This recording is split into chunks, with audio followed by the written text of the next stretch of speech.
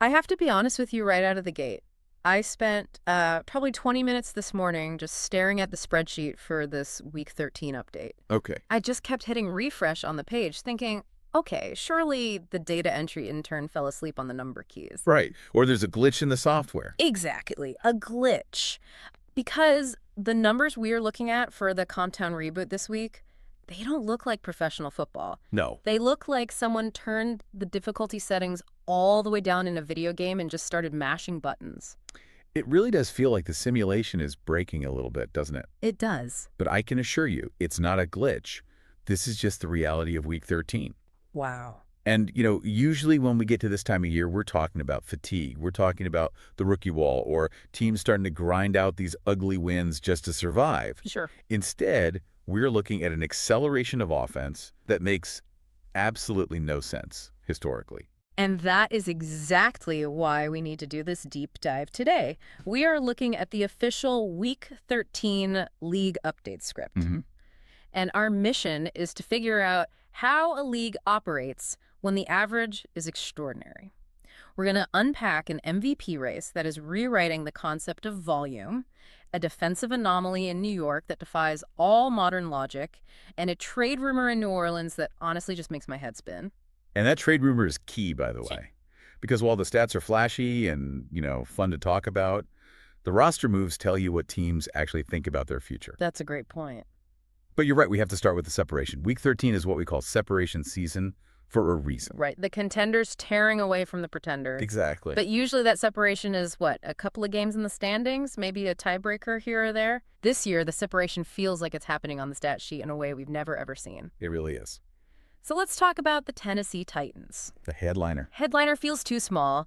The Titans are scoring over 52 points per game. 52. 52. That is their average. And I want to pause on that because I think listeners might just gloss over it, because we see big numbers in fantasy all the time. Right. But in the actual league, a great offense scores 30. The Titans are nearly doubling that. How is that even sustainable? Well, it's sustainable because of the way the Comptown reboot has evolved this season. We are seeing a complete shift in offensive philosophy. How so? It used to be about time of possession, controlling the clock, keeping your defense rested. The old school way. Exactly. Now it's purely about volume. It's not just about scoring. It's about scoring quickly to get the ball back to score again. They aren't trying to win the time of possession battle. They're trying to break the scoreboard. And the architect of all this is Joe Milton III. Okay, let's get into Joe Milton III. This is where I thought the typo was. I'm sure. Through Week 13, so we still have a chunk of the season left, Milton has over 5,100 passing yards and 67 touchdowns. 67 touchdowns. Think about the greatest quarterback seasons in history. Peyton Manning's historic season was 55 touchdowns total. Right, the whole season. Milton has 67 in 13 weeks. I mean, is he just throwing a Hail Mary on every snap? How do you even analyze a quarterback playing like this without just laughing at the absurdity of it? You have to look at the traits. Milton's always had the arm strength that's never been in question. Oh, yeah, the cannon. He can throw the ball through a brick wall. But what we're seeing in this specific iteration of the league is that his arm strength allows him to access parts of the field that other quarterbacks just can't reach. Okay. He isn't dinking and dunking his way down the field. He is erasing the safeties from the equation because the ball gets there before they can react. Wow. And that's why the touchdown numbers are so high. He's turning what used to be tight 20-yard windows into instant touchdowns. So he's basically breaking the geometry of the field. That's it. Exactly. He's shrinking the field for the defense and expanding it for his offense. He creates spacing that shouldn't exist. So he's the MVP. It's over. He is the clear frontrunner. I mean, in any normal year or, frankly, in any previous decade, you hand him the trophy right now and cancel the ceremony. Yeah, just mail it to his house. You just mail it to him. Done. But, and this is the wild part, this isn't a normal year. And this is the part of the source material that really confused me. It says the MVP race is still wide open. Mm-hmm. If I have 67 touchdowns and you tell me the race is wide open, I'm going to ask, who else is even playing in this league? Are we playing against aliens? Well, look at the competition. You have Cam Ward in Atlanta. You have Justin Herbert in Chicago. The league update explicitly mentions them putting up monster numbers of their own. So this is inflation. We're seeing great inflation, but for quarterbacks. That's a great way to put it. It's statistical inflation. Right. If everyone is throwing 40 or 50 touchdowns, then 40 touchdowns becomes the new 20. It becomes average.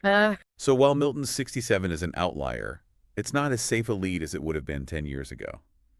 You also have Josh Allen and Jayden Daniels firmly in the mix. So the bar for elite has just moved drastically. Drastically. And think about the pressure that puts on a player like Milton. If he has one bad game, say, he only throws 3 touchdowns and maybe an interception or 2. Which is a great game for anywhere else. A career game for some guys.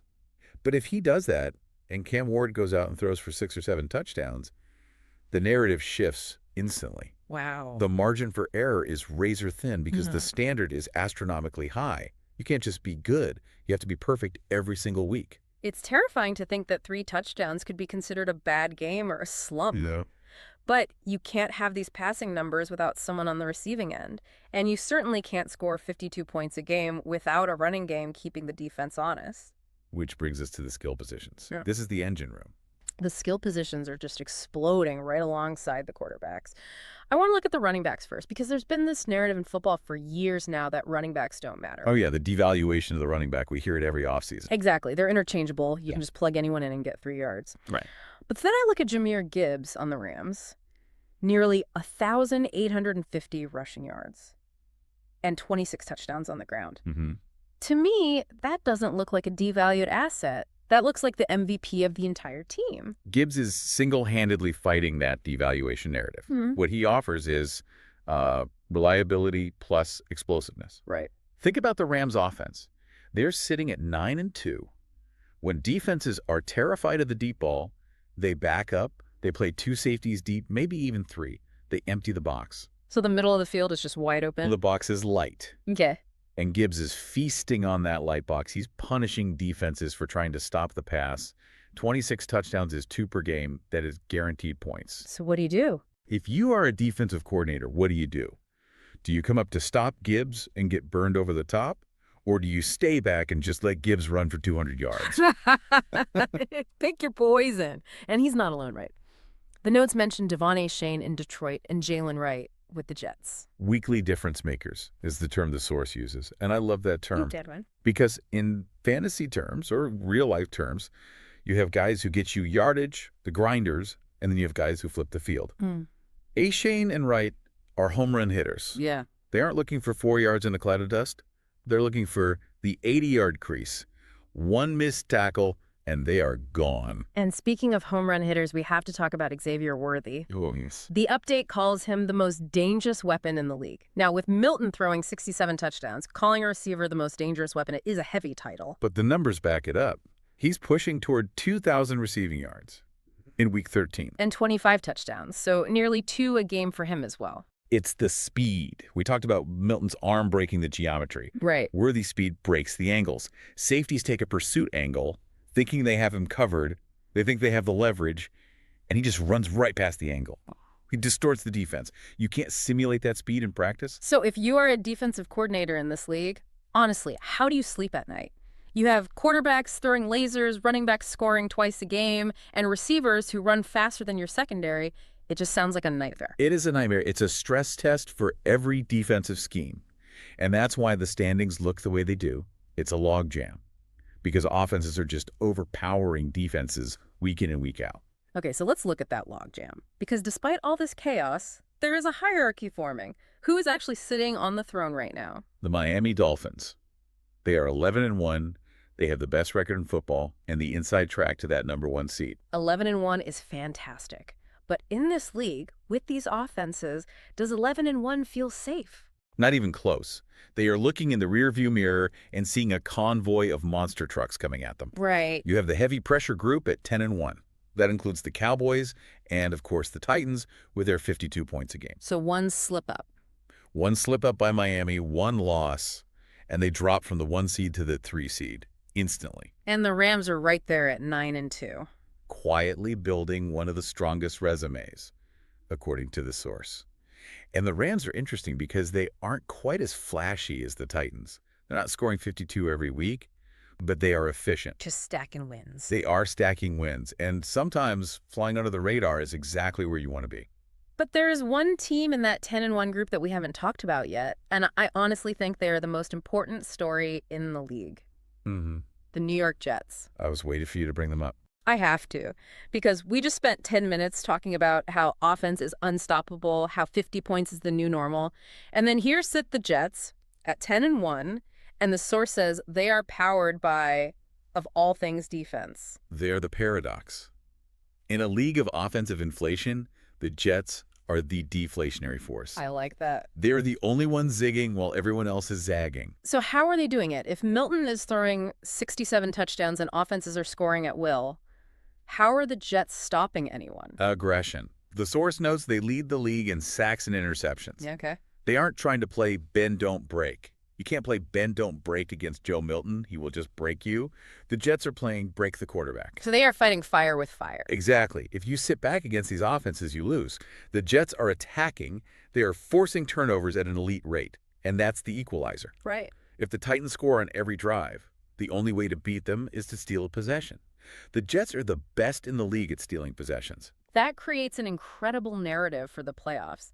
You have the unstoppable force of the Titans' offense potentially meeting the immovable object of the Jets' defense. It's the classic Super Bowl narrative, isn't it? The high-flying offense versus the gritty defense. It is. And history tells us that defense often travels better in the playoffs. If the Jets can pressure Joe Milton, make him move, make him uncomfortable, hit him a few times, can they disrupt that rhythm? Because rhythm is everything. It's everything for these passing attacks. That's the kryptonite. If you can rush the passer in this league, you hold the keys to the kingdom. It certainly looks that way. But before we get to the Super Bowl, we have to navigate the bracket. And it is crowded. Okay, let's talk about the crowded middle. The teams with 7 or 8 wins. The Texans, Vikings, Commanders, Lions, Saints. The source says every game for these teams carries postseason weight, which is really just a polite way of saying they are in panic mode, right? It's playoff football in Week 13. That's what makes this stretch so fun. They aren't fighting for a bye week, they are fighting for survival. Yeah. One loss could drop them from the 6th seed to out of the picture entirely. Every single snap matters. So let's look at the bracket. Who is sitting pretty right now?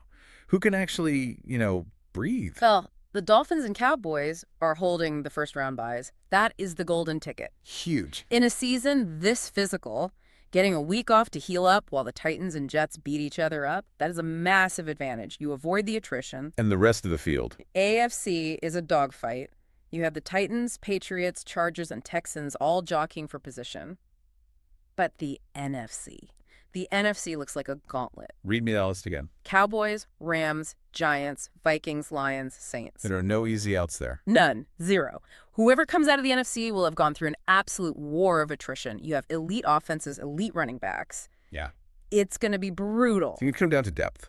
It is. Who has the depth to survive? You mentioned the Saints in that group. And that is the perfect transition to the behind-the-scenes segment. Because there is something happening in New Orleans that just defies the logic of winning now. The Jackson Dart rumors. I had to reread this part of the update 3 times. The Saints are in the playoff hunt. They are one of those 7 or 8 win teams fighting for their lives. And yet, the rumor is they might trade their rookie quarterback, Jackson Dart, in the offseason. It's a stunning development. Why? I mean, the update says he had a hot start. It says he looked like a future franchise cornerstone. Right. In my experience, when you draft a rookie and he plays like a cornerstone, you buy him a house. You lock him in for 10 years. You don't put him on the trade block. It speaks to a massive disconnect, doesn't it? Yeah. The source says the Saints are evaluating their long-term direction. What does that even mean, long-term direction? It's vague corporate speak. But reading between the lines, it could mean a few things. Okay. Maybe they see a ceiling with Dart that we don't see on the stat sheet. Maybe the coaches see flaws in practice that worry them. Maybe there is another prospect coming up in the next draft they are absolutely in love with. Or, and this is common in the Comtown reboot, maybe it's a financial decision. Asset management. Exactly. Selling high. If Dart's value is at its absolute peak right now because of that hot start, maybe they think they can flip him for a massive haul of picks 3 or 4 first-rounders and rebuild the roster around someone else. So they view him as a stock. A stock that has peaked. That is so cold, ruthless. It is. Yeah. But that's the business. But think about the locker room. You are a Saints player fighting for a playoff spot. busting your tail every Sunday, and you hear rumors that your management might ship out your quarterback. That has to be distracting. It adds a layer of psychological pressure that most teams just don't have to deal with. It creates doubt. Yeah. And for Dart personally, imagine playing for your job, playing to prove you belong, all while your team is winning. It's a bizarre, kind of toxic dynamic. If they do trade him, he becomes the most fascinating name on the market instantly. Oh, absolutely. There are plenty of teams in the middle of the pack we talked about, maybe the Vikings or the Giants, who would kill for a young quarterback who has already proven he can play in this league. The bidding war would be insane. It would be. It really highlights just how unstable success can be in this league. You can be a future cornerstone in week 4 and a trade asset by week 13. It's the speed of the league again. Everything moves fast. The scoring, the records, and the decisions. Front offices are making decisions quicker than ever before. So as we step back and look at the whole picture of week 13, the theme really is just pressure. It is. Think about the pressure on Joe Milton to maintain a historic pace. He can't even have an average game. Right. The pressure on the Dolphins to hold that #1 seed against the charging Titans. The pressure on the Jets defense to be the exception to the rule in an offensive league. And the pressure on the Saints to figure out who they are while trying to make the playoff. We've covered a lot of ground today. We've got the Titans playing video game football, 5,000 yards and 67 touchdowns. We've got the skill position explosion with Gibbs and Worthy redefining what it means to be a weapon. And we have this looming showdown between the offensive juggernauts and the Jets defense. The storylines are written. Now we just have to see how they play out. The table is set. It feels like we are watching history. I don't use that word lightly, but when records are falling every single week, when we are seeing numbers that shouldn't be possible, you have to acknowledge it. It sets up a postseason that we will be talking about for a long, long time. It's going to be a clash of eras, really. The new offensive era versus the old school defensive resistance. Which brings me to the big question I want to leave you, the listener, with today. We love offense. We love the 50-point games. It's exciting. It's what gets the highlights and the clicks. But the old cliche is that defense wins championships. So here's the question. In a season defined by offensive excess, where 67 touchdowns is the benchmark, is the smart money actually on the one team that refuses to play that game? Are the New York Jets the antidote to this season? Or is the firepower of the Titans simply too much for any scheme to handle? Can the immovable object stop the unstoppable force? That is the defining question of the Compound reboot this year. And frankly, I don't know the answer, but I can't wait to find out. Neither can I. We'll be watching closely as the bracket solidifies and we see who survives the separation season. Thanks for taking this deep dive with us. We'll catch you next time.